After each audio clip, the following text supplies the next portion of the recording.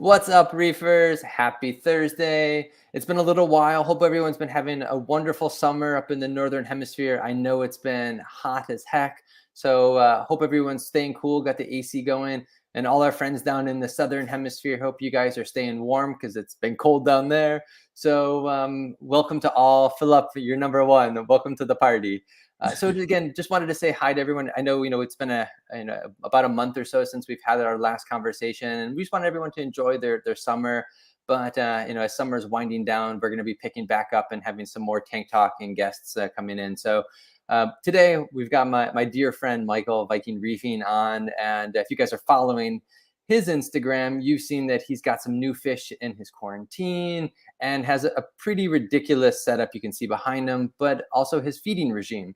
And as someone who has kept finicky fish, he and I definitely have many conversations about the decision to keep a finicky fish or not, and what do we do to keep them, get them eating in quarantine, transitioning into our reef tank, and then ultimately being a thriving member of the community. So first and foremost, Micheal, thanks for joining the chat again. It's always a pleasure to have you on and to talk smack with you. Thank you for having me, Aaron. Yeah, so I guess for the few people who may not be aware of your tank and its parameters since you switched over, maybe just give us a quick overview of your setup, the fish, and we can see some of them swim in the background. What do you got? Just to lay that foundation for the conversation. Sure thing. So this is you're going to have to translate the measurements because, I can't handle imperial. So so this is a 200 by 85 by 65 centimeter reef tank. So it's just about 1,000 liters. So roughly 6 by 2.5 by 2.5. Yeah, and I think about 300 gallons. Yep, right around there. Yep. Cool. Yeah. And I have an external sump, which is a damn fine blessing. So it's on the other side of that wall. So plumbing and everything goes through the wall. My wife's real happy about that, of course. I'm sure. And I upgraded to this tank just to be able to keep things like Achilles tanks more comfortably. As well as I had some paternity leave to burn off when our kid was born. So I had to keep busy, having some sort of a project. In terms of the more interesting fish I keep in this tank would be, an Achilles tang, a regal angel from the Maldives, a copper band butterfly, a goldflake angel. What else do I got? 5 Bimaculatus anthias, a purple tang. I think I have a mandarin in there somewhere. There used to be a mandarin in there. There used to be a mandarin. There might still be. I have a majestic angel, and a banga cardinal, and some assorted smaller fish. That's swimming about. You can see the angels fighting in the corner there. And in terms of what I've got cooking in my quarantine tank, I have a similar Vartus butterfly fish, a Moorish idol, and I think it's a truncatus tang. Yep. I don't know if that one's from Hawaii, but generally from Hawaii, the bristletooth tang. That's right. Yeah, and the semilatus, is the teardropped butterfly from the Red Sea. So that's the yellow one with the blue little bars and the teardrop underneath its eye. Yep. So almost all of the fish in your system are finicky in one way or another. And as I said earlier, you and I have bonded on that and our Moorish idols and regals of fish that are temperamental to keep. But we've talked about this, and Philip, with his Achilles, we keep fish because they're beautiful, but sometimes they get stressed out, right? And obviously having a large enough tank for them to be able to swim around and have enough hiding places is so instrumental to their happiness and well-being. At the same time, we as the stewards of their health are responsible for making sure they get the right dietary mix. And so I want to chat a little bit about some of the things that you've done, and maybe we'll start with your quarantine first, to be able to get the fish that you've got in quarantine to be introduced to your home environment, and then obviously the progression into your display tank?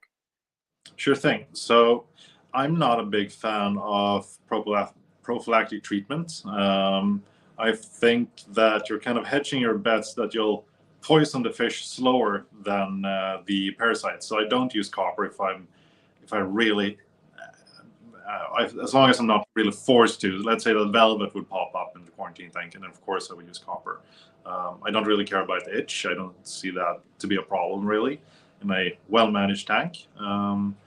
But so I basically run my quarantine as a full reef tank. So I've got macroalgae, live rock, copepods, and stuff like that in there, just because I find that placing these kind of harder fish to keep in a more natural environment really helps them with the transition into captive life. Yeah. And I think that you brought up a good point. So much of the hobby, it tells people, keep the quarantine tank pretty sterile. Nothing in there, or maybe a piece of PVC tubing or a couple of little things. But I would argue that it probably causes the fish to be under more stress. They don't have places to hide. It's not a natural environment for them. And so you've posted some pictures of this and reels of your setup. And I think that definitely helps to be able to create this environment that they just feel okay. They can go behind stuff if they feel threatened. They could peck around at the rock for different food sources or copepods. So I think there should be a new wave of quarantine keeping, especially as so many of us, myself included, have had problems, with getting fish that are compromised, and being able to have a holding tank that is a little bit more of a natural miniature version of a display tank. I would put my bet on that it helps the fish to make that transition easier. And you can get them to try eating a variety of more things because there's less competition in the quarantine. And once you put them in the display tank, then they'll be able to be comfortable eating that. And then it's just figuring out where to feed them. Exactly. I used to try to do the standard quarantine routes where I would have like a PVC elbow and just a bare bottom. That's one of them. Cesium, ammonia alert things on it as well. But I found that especially when you're dealing with the more delicate fish, such as morshiles, copper bands, and things like that, you would lose most of them in quarantine. And if you would just throw them straight into the reef tank, they would 9 times out of 10 just thrive.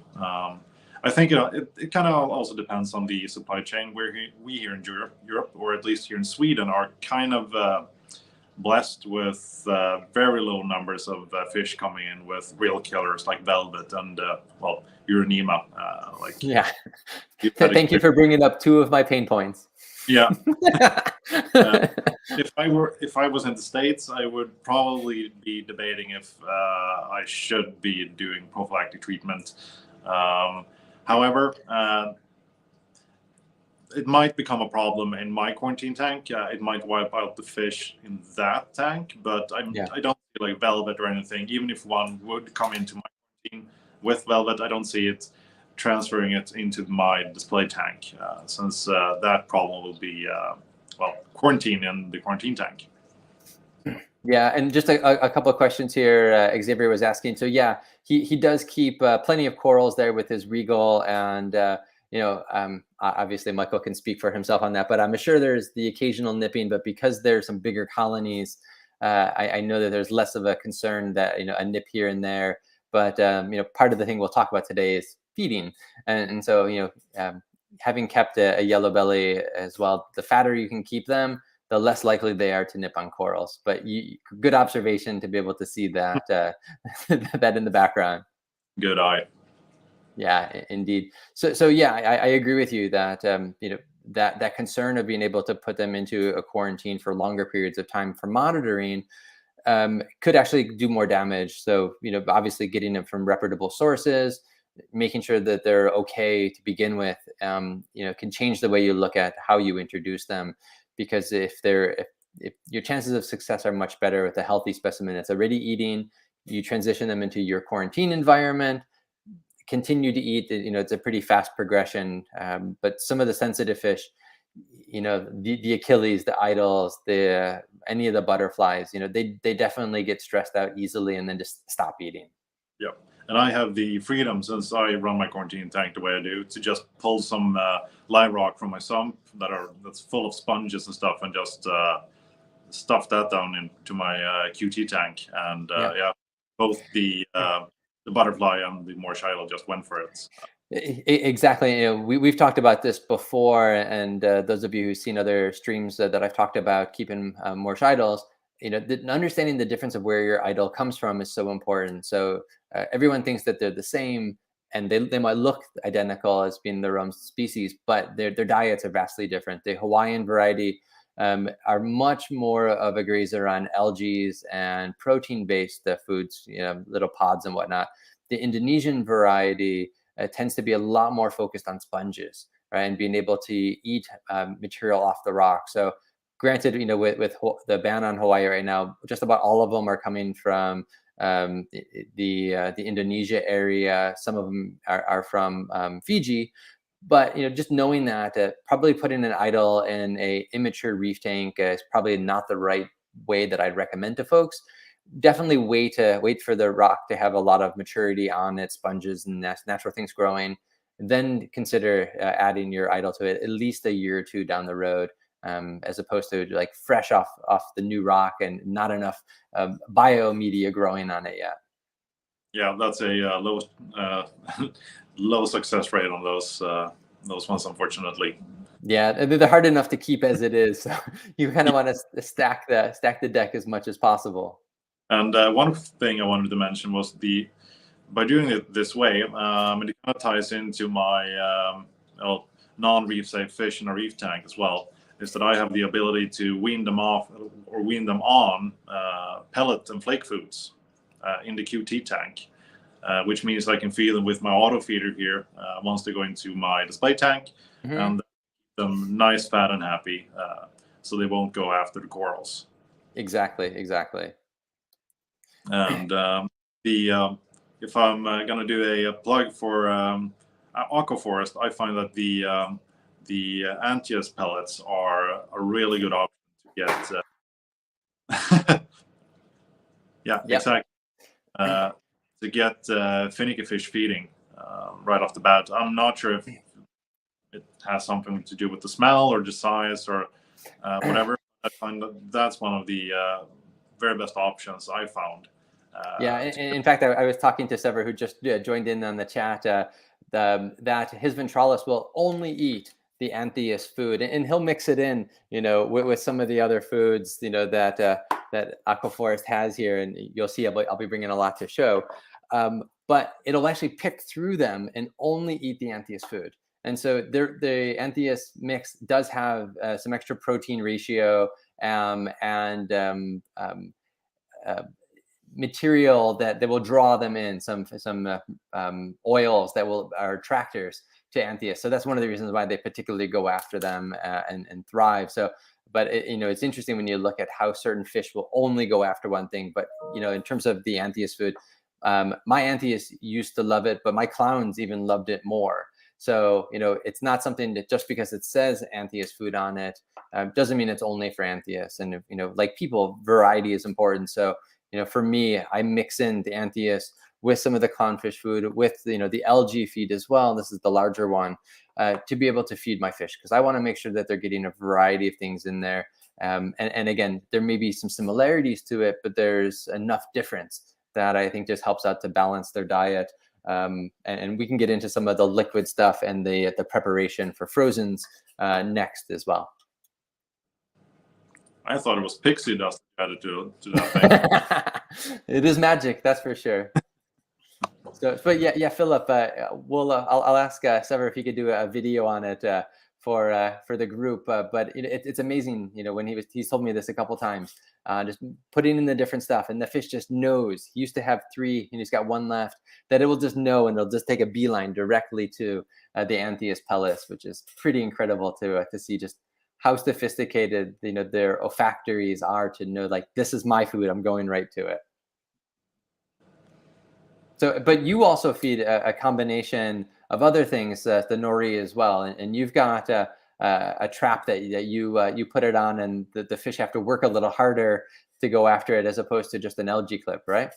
Yeah, exactly. I use one of those what I call feeding pouches from Two Little Fishies, where you stick the nori in, and they can graze on that for quite a long time, which is kind of good. Since if I just put a nori sheet on a clip, the Achilles or something would just tear off the entire thing and go down the overflow. So yeah, that's an awesome product, and I highly recommend it. I use it for frozen food and stuff like that as well. Kind of. Especially if you're feeding things like angel formula with sponges in it, to be able to clamp one of those big squares into it. Yeah, I kind of looks for those of you who haven't seen his video. It's like a black mesh thing where that they really have to use their mouth and get right in there. Oh, I have one here. It looks like that. There you go. It kind of folds up like that. You place the thing here, and you have like a magnet where you just stick it in here. Yeah, it sits on the inside of the glass. This is an awesome product, by the way. Yeah, so using something like that for the noris or the different macroalgae, obviously it helps. One of the things that particularly tanks and angelfish need is the minerals that come from the nori. So being able to augment that with the pellets or the liquid foods with some type of nori, it helps to both give them those nutrients, whether it be iodine or the minerals, but it also helps to reduce some of the aggression as well. So being able to, for tanks specifically, to give them that, it helps their gut in terms of their own digestion, because a high protein diet for most tanks is not beneficial. They aren't able to process that and pull out a lot of those leafy greens that they really do need for their own digestion, but also for the aggression that they have. So being able to use something like that, or algae clip, or rubber band on a snail shell, all of those things really help to augment their diet to be able to keep them as stable as possible. The best thing with this thingamajig is also that I never have to get my hands wet, because I can just like slide it down the glass and just clamp the thing shut. So now you're just making it too easy. Yeah. That's one thing. Since you need to feed them nori, but if it's a hassle, you won't feed them as often as you really should. So that's right to kind of alleviate certain things so I can do the best job possible.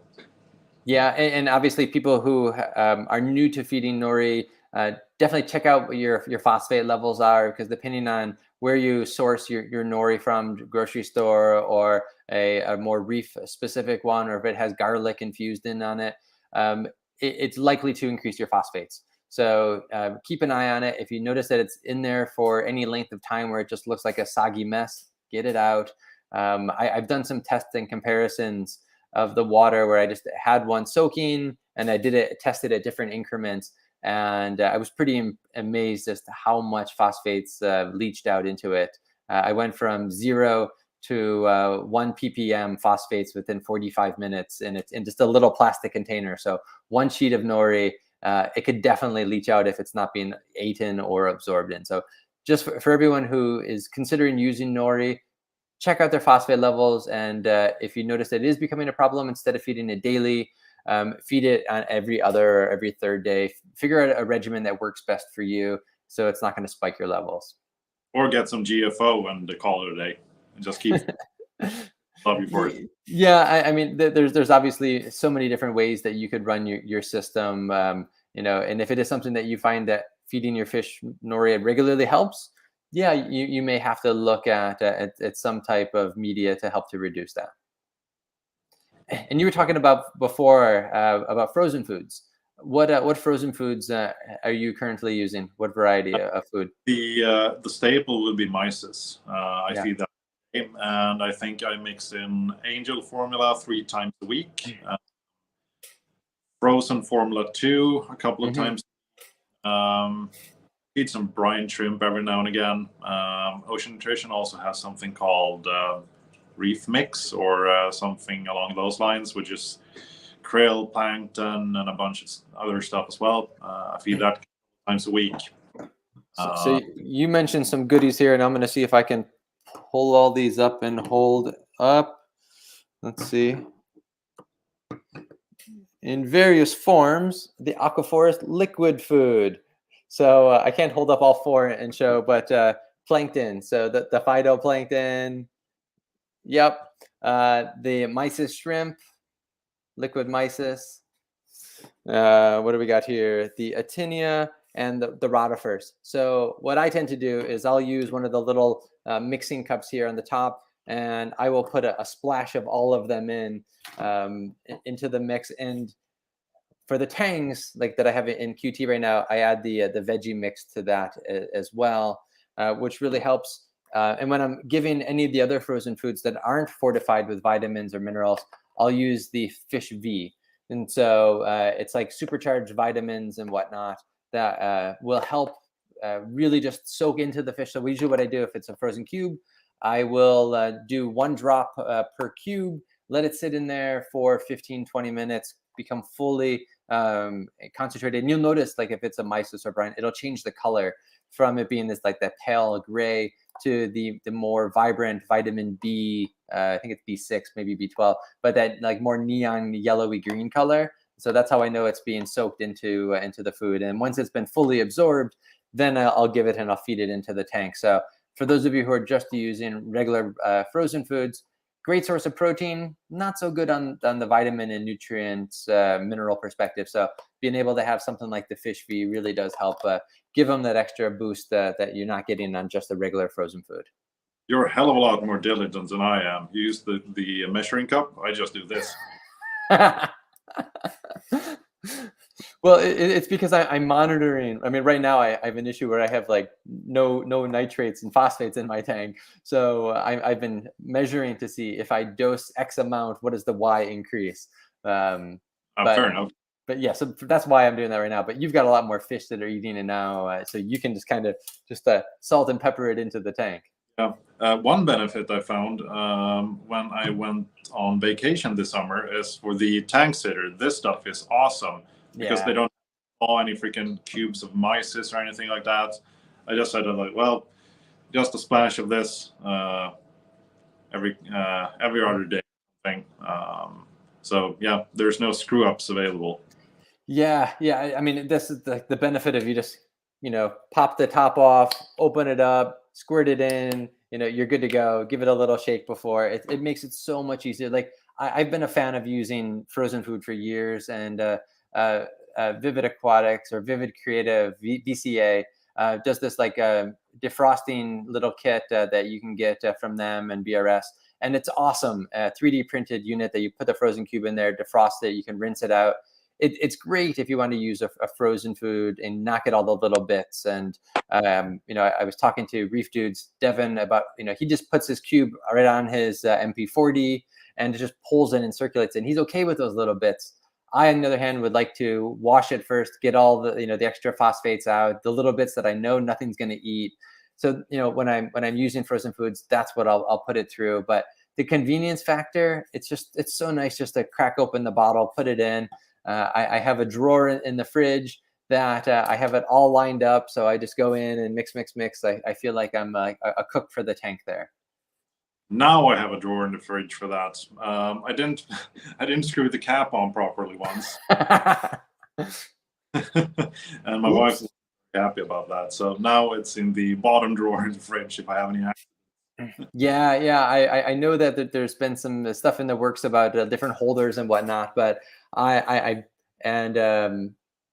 somebody, maybe it's Reef Dork in Australia, has a nice little holder that he puts all his stuff in. So I gotta step up that game a little bit and find some nice holders to put all that stuff in the fridge. So the wife doesn't get too upset that I'm taking over so much of the fridge with fish stuff.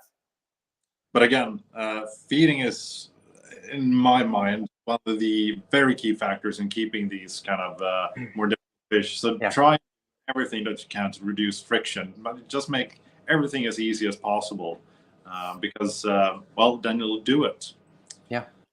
It's so true. The more convenient you can put into it, and I don't know if you're using an auto feeder or not, but I'm going to be going on vacation soon, and so I've been dusting off my auto feeder and looking into it, and I know Sever has his feed on his tank all the time. It's like 5 or 6 times, maybe even 8 a day.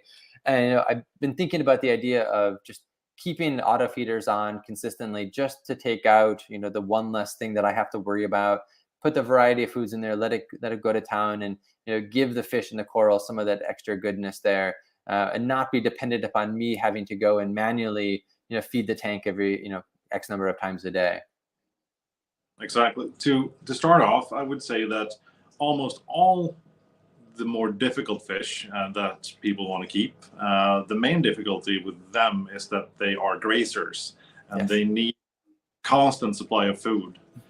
For example, a Moorish idol, if you just feed it once a day, well, it might live, but that's a difficult proposition. It's so true, and I think most of us, we'll try to keep an ultra clean looking tank. No LGs. I mean, macros in the tank have gone out of vogue many years ago, but as pristine as possible. We're the ones that go in with a toothbrush if we see algae growing in there. But so much of the more difficult fish, as you said, are those grazers who want to go nibble on stuff all day long. So I guess there's an argument: are we keeping our tanks too clean for some of the fish, or how many tanks is the right level or right amount, to be able to have them do their job? Yeah, exactly. I keep a fairly clean tank. I mean, there's not much algae in my tank. I've had difficulty with keeping my nutrients up. Yeah. And that's because I've spec'd my filtration to be able to feed a huge amount. I think that's the proper way to go, in my mind at least. So if I describe my feeding regime, is that every morning I put in or at least every morning, depending on how tired I might be before work, but I put in at least 1 sheet of nori in this one before leaving work. My auto feeder feeds 5 times a day, and I feed somewhere around, say, 5 to 7 cubes of frozen food in the evening, or I dump a ton of like liquid foods or something. And 5 to 7 a day. Sure. Yeah. My do you night feel, are like 5, and phosphates have been undetectable for quite some time. yeah.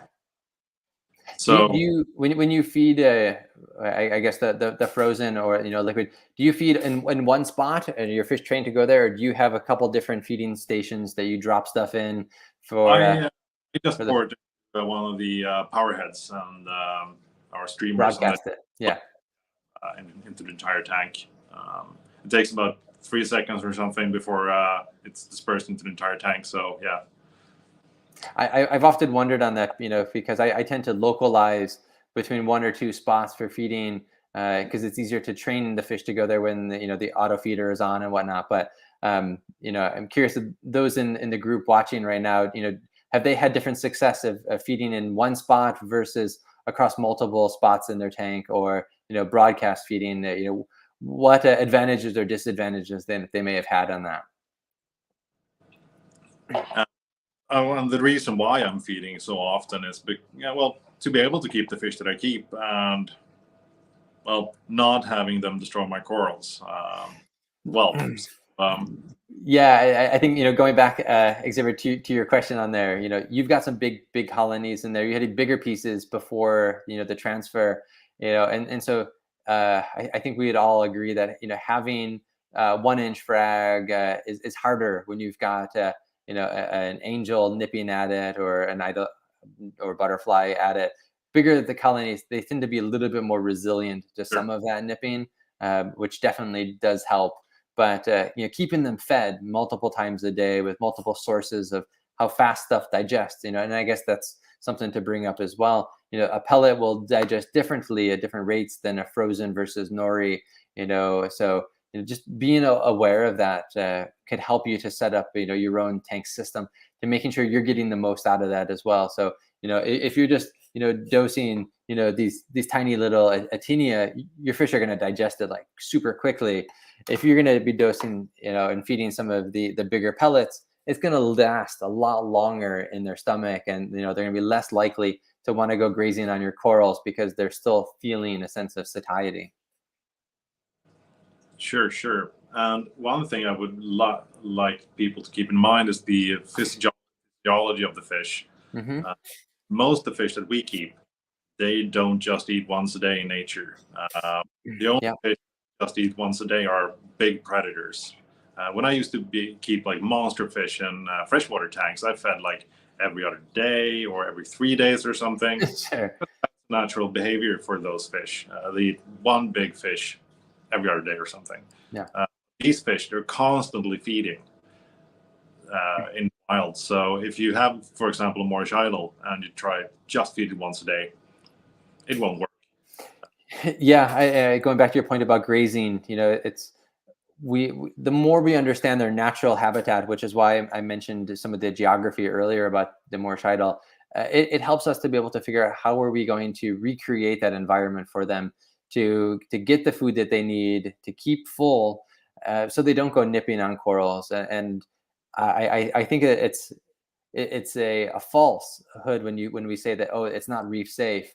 It can be reef tolerable or with caution, as the verbiage goes, if you understand what their dietary habits are, understand what their feeding conditions are, and you get closer at emulating that. So, I think as reefers, we have to make the conscious decision. Yes, I'm going to keep finicky fish. Okay, what is my responsibility to be able to keep these finicky fish, and how do I need to go about changing the way I'm going to feed or my maintenance routine to accommodate the volume of food or the frequency that I need to feed them so that I can keep some of the corals, and what's that balance there? If you have a look at angels, or at least my angels, if I just keep up with my feeding regime, first they'll eat the food. If I Hmm. restrict that food, they would go after sponges. Yep. And if there's no sponge, they'll eat the corals. Yes. So the corals are kind of far down on the totem pole, really. And the only reason why they would really go after them hard, they'll always nip, but the only reason that they would destroy the corals is that they're basically just very hungry. Yeah. Yeah. They're not getting fed enough. I would dare to say that we should all be feeding at least 4 times a day. That's the Yeah. best for our fish. Yeah. I And agree with you. with In an earlier stream, we were talking to a clownfish breeder, and he was saying about the physiology of their own digestion is that they don't digest the food as well as we think they should or we would hope them to. Hence why we get coral food out of it. And so the amount of nutrients that they're pulling out of the food is rather limited, even though it may be packed with all this great stuff inside of here. If they're not able to absorb it out at a ratio, they're just wasting it out. And so being able to give them that continuous source of food, great, hence the grazing piece, is so important to them. So again, that I think goes back to about understanding their natural habitats and being able to provide that environment that replicates that, so they don't go picking at your corals and those zooxanthellae and polyp tips and stuff like that. there are some fish that will pick on your corals, even though that you might be feeding them, and those are the obligate like Arabian butterflies and orange spotted filefish, for example. Exactly. Yeah. The filefishes, I think, is the most iconic of those examples. And there's a few aquariums in the States here that have them, and successfully they're eating frozen foods. And, that's awesome that they can do that. But generally, they will go after a polyp no matter what you feed them. Yeah, and as you know, I was considering a couple of Arabian butterflies, Yeah, I know. but they're a bit too expensive to roll To the dice. test out. Yeah, but yeah, probably one day, if as long as the similar of artist behaves, which I think it should, because it's not an obligate collection work. I might give those guys a go. Yeah, definitely. We'll keep us posted on that, and I know that there's a few other folks that are keeping the semis in Europe and doing so very well. And I know we've talked about that, and you've talked to them before about it. And let's see. This is a fish that the most of the hobby shuns away from. But they're a beautiful fish, that if you can pull this off, I think you might be part of a new frontier of going back to a species that is generally been shied away from? Well, I did have one for about 4 days in this tank. Right. I got a really tiny one, and it got sucked into a pump and died. But for those 4 days, I didn't see any nipping on corals, basically. So Yeah, and obviously every fish has a different personality, and the one you've got now is like 3 times the size. So let's hope it doesn't get that same fate. better not. I hope not for you as well. So while we have everybody here, if there's any questions that you guys have for Micheal about what he's feeding, how he's feeding this tank and whatnot, please leave them down in the comments over here. Obviously, we want to get your thoughts on it or questions that you guys are having. Philip, yeah, I see that as well. That WWC is feeding every hour, and I have no reason to believe that they're not. They understand that the importance of regular, feeding regime, and a lot of, the bigger stores and breeders are on a constantly basis of feeding and flushing out the system. So I think there's a lot to it. And as hobbyists, I think that, the more we can find that balance about making it convenient, having the right balance of foods, whether it be, a liquid food, with the pellet food and how we balance that out, we're going to get a healthier looking fish that are going to be a lot more active. They're going to be much more well fed and maintained, better tank mates, for us in the future. And it also helps with aggression. Yeah. If I don't feed for any reason, like my auto feeder runs dry or something for a couple of days, I instantly notice that my gulls like Angel and Achilles, they'll be really aggressive, because then now all of a sudden there's competition for the little food that's in there. Yeah. So if I feed frozen or liquid foods in the evening and I see tons of aggression, I instantly think, oh, need to refill the auto feeder. Yeah, that's a good check there. That the manual check to see that everything is filled up and ready to go.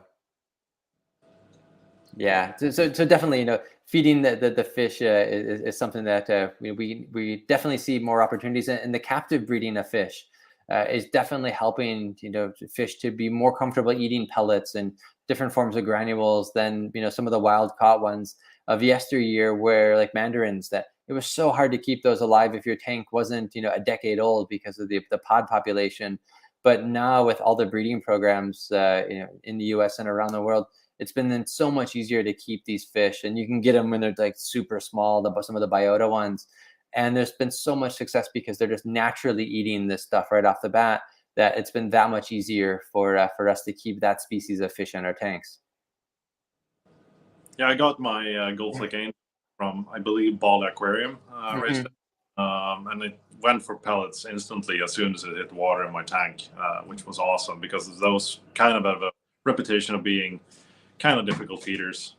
Yeah, and speaking of mandarins, I see that Philip put his question on there as well. So one of the things that I would do with mine that weren't eating, and these were wild ones, not the biota captive ones, where I would soak the granules, and so I'd probably get like something like this, the tiny food, and I don't know if you can see this on camera here, but it's pretty small. And I would soak it in a combination of the Aquaforest garlic, which I didn't bring here, and the fish V. Let it sit in that a little bit, and then put it into the fish. If I know where their space is, I just use a pipette and I'd suck it up and I'd push it in near them. That was really helpful to get them to see it and start to discover that it's something that they could go after. So that's something that I found to be successful for particularly wild mandarins who weren't sure about food. The captive ones, eating the pellets like that, I personally haven't any problems. I find ones that are more protein based tend to do better than some of the veggie based ones. They tend not to go after any of the veggies. They really want those proteins. So that's just been my experience. That A tip that I find with most benthic feeders is that live blackworms is always a good option if you're having real difficulty getting a fish to feed, or the bloodworms, the things that you bloodworms, yep. Feed in freshwater. They're not very nutritious, so they're not a good option long term. But to get a fish feeding, they're awesome actually. Wear gloves when you handle them, because you can develop some weird allergies for them, which I've done over the years. That explains a lot, but but but part of that is that they move, right? And they're moving around. So when fish see stuff that's moving around in the water, they're naturally drawn to it and want to go pecking at it. So that may be part of it, or they just have a taste that fish like. But yeah, a lot of folks here in the States have talked about using bloodworms, and in fact, one of my idols many times ago. The first thing that I started down were bloodworms, and then I mixed bloodworms and brine shrimp, and then myso shrimp, all as a combination. Then I would just adjust the proportion, and then mixed in the pellets and flake at that point into the mix, so that they would go after and kind of peck at it, and then start to eat the other things as well. So I found that as part of that transition, if someone's looking to get a fish from frozen to pellets, mix them together, and by happenstance, they're going to eat a pellet when they eat the frozen. And so over time, they're going to become more comfortable eating the pellets as well. And then you can reduce the amount of frozen in there. It also works if you're using some sort of a paste food to mix in pellets or mysis or anything like that. Yeah, exactly. So I think the common denominator in this is finicky fish aren't necessarily finicky. We just have to understand what their dietary requirements are and what their feeding habits are in the wild, and then replicating that in our aquarium to give them both their nutritional needs and at a frequency that's going to help keep them going and have them thrive in our aquariums long term. So and some of the fish like your Achilles, Philip had some of the issues as well, but the ick is just understanding that they're a warning sign, and if the tank, they're not getting what they need, those are one fish that's going to show it first. And so that's your canary type fish that a lot of us keep other kinds as well, but knowing that is a fish that will be a good indicator of something's not right, that you can go and figure out what it is. Powder blues is another notoriously known fish for white spot. So just being aware of that and know that it may be tied to diet or the overall health of the system, but using that as a good indicator is always helpful. I completely agree. And just to use the Achilles for an example, that's a notorious fish for being difficult. But I wouldn't say that Achilles tanks are difficult. They're demanding, but they're not difficult. I mean, if you give them the proper environment and the proper food, they'll thrive. Yeah, I think that's a great point and good distinction there. And I sadly say I think a lot of folks try to keep them in a tank that's way too small for them. They are a big fish that need a lot of space to swim. Like they will do laps, in a power head and just like move forward. They need those repetitions in the tank. So if you don't have a big enough tank for them, if you don't have enough open spaces for them to swim in, your tank is great at being able to have a lot of top and through spaces, they're going to suffer. They're going to get stressed out. So, again, thinking about your aquascaping and think of like, if you have a tank that is maybe not quite big enough for that, maybe that's not the right fish, or know that when your tank gets that big, you're going to have to volunteer them to somebody else. Yeah, the way I go about when I'm about to pick up something that's considered to be difficult is I look at the fish and try to figure out, okay, so where do people run into trouble with this guy? Yeah. So just take the Achilles, for example. They need a big tank. Probably long take. They need the length. Yeah. Exactly. Probably, I mean, a 200-gallon tank is just barely big enough, I'd say. So you probably want to go up to a 250-gallon tank, really, for an adult Achilles. They need frequent feedings and tons of food, so feed them like 4 to 5 times a day. They need extremely strong water current and a lot of oxygenation because they come from the surf zone. So, and they are also very susceptible to ick. But I have ick in this tank, and I've never even seen any ick on my Achilles because it has the space, so it's not stressed. It's not. I've not crammed this tank with a bunch of other Aquaforest tanks. It's being fed enough, and the water parameters are pretty good. So I wouldn't, if you have something similar like that, you won't have a trouble with an Achilles. That's Same thing right. with pound or something. Those are a bit more sensitive to shipping. So if you pick up a bad specimen, you might be screwed either way. But as long as you pick up a good specimen, you feed it the right foods with the proper frequency, you won't have any issues as well. Yeah, I think very, very wise words there. And the more as patrons we can do to understand the fish and where they come from, what are their conditions, that the better the likelihood that we're going to be able to keep them in our tank and shatter some of those misnomers that it's this is a fish that we should avoid, but with caution or with an understanding of their needs, and a variety of decisions that you're going to make as a reefer to keep them. Some of these harder fish aren't really as hard, that they're more demanding on us as the owner of the system to be able to maintain to their needs.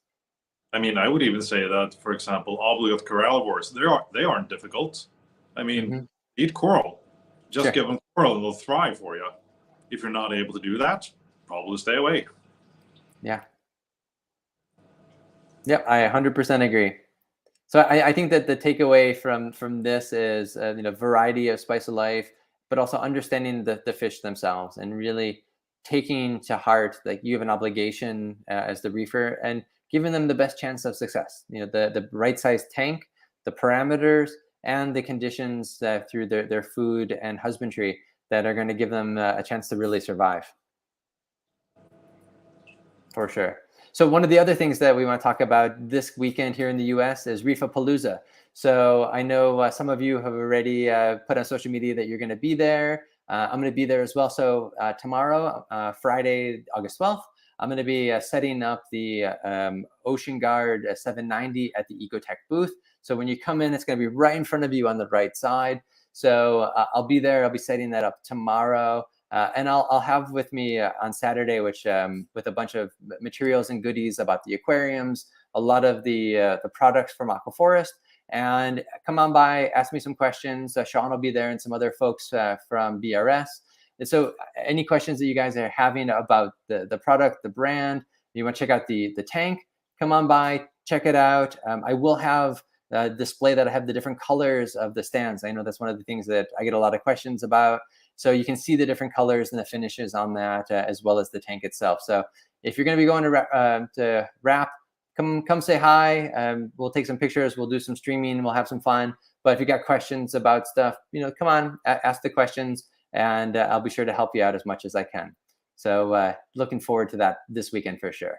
It'd be nice to get back to shows. You guys in the US, you're so spoiled with all your freaking things. I have to go to Interzoo, which is in Germany. That's probably and that's every other year. Yep. Yeah, and that's obviously so much different. And we did the video a couple of times a couple months ago now from Interzoo, so you could see what that was like. But yeah, we get so spoiled here, and obviously with having Reefapalooza, the variety of shows around the country.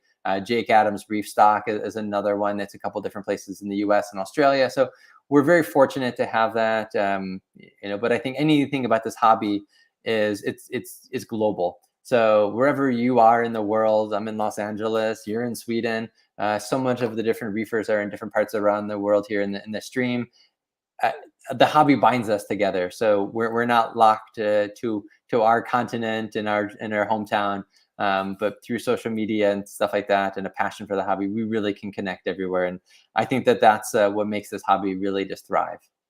But still, tell the organizers that Stockholm, Sweden is a hotbed for reefing. I don't think Stockholm, Sweden is hot for anything. We got blondes. I will pass that on to Greg Carroll and team that you said Stockholm, Sweden is something to consider. But for everyone who is here today and who's watching this, thank you for coming back. We enjoyed having a little bit of the summer off. Excited to have Micheal joining us for our kickback to these tank talks. We're going to be having another one in a couple weeks. We may not be doing these every week, but we're going to be doing these again to a more regular cadence, and expect the notifications out on social media, either on Facebook or Instagram, a day or two before, just giving you guys a heads up. But if you're interested, definitely let us know you want to be a guest. Leave it in the comments below, or send us a message. We're always happy to have a new guest in talking about what they're doing in the hobby and their points of view on stuff. So Micheal, thank you so much for taking the time to join us this evening. The tank is looking fantastic, and we're definitely excited to see the new fish go from quarantine into the display tank. And for everyone who's joined the conversation, thank you for your questions, your inputs. We do this for you guys, so thank you for taking the time out of your day to join. Thank you for having me. My pleasure. All right, until next time, reefers, happy reefing.